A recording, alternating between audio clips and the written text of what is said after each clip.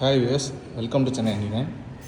இப்போ நம்ம பார்த்துருக்கிறது பார்த்தீங்கன்னா 756 ஸ்கொயர் ஃபீட்டில் ஒரு நார்த் ஃபேஸிங் இருக்கிற ஒரு அப்பார்ட்மெண்ட். இது ஒரு 2 BHK அப்பார்ட்மெண்ட். இந்த அப்பார்ட்மெண்ட்டில் பார்த்தீங்கன்னா ஃப்ரெஞ்ச் விண்டோவோட பால்கனி வந்துடும்.